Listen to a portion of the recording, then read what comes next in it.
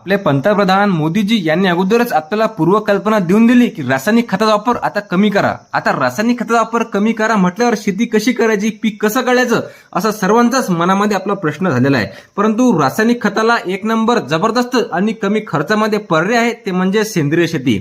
मुळात आपल्या जमिनीचा, शेतीचा, पिकांचा जो साथीदार आहे, जो मूळ घटक आहे, जे खाद्य आहे, हे सेंद्रिय खते, सेंद्रिय फवारणी आहेत.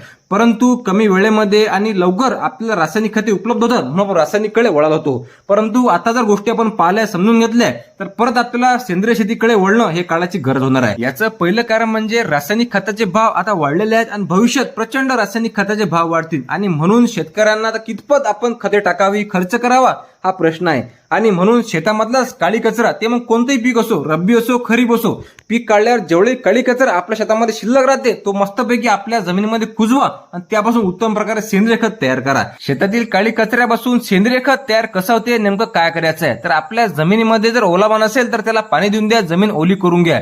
नंतर मार्केटमध्ये ऑफलाईन आणि ऑनलाईन दोन्ही प्रकारे वेस्ट कंपोजरची बॉटल आपल्याला पाहायला मिळते. हे बॉटल आपल्या घरी आणा, 8 दिवस त्यावर प्रक्रिया करा आणि आपल्या शेतामध्ये फवारणी करून घ्या. वेळेमध्ये, कमी पैशामध्ये उत्तम प्रकारे सेंद्रिय खत आपल्या वावरामध्ये तयार होते, जे की पिकांना, शेतकऱ्यांना आणि खास करून आपल्या जमिनीला चांगल्या प्रकारे मानते, सूट होते. फॉलो करून घ्या. भेटू पुढच्या ब्लॉगमध्ये.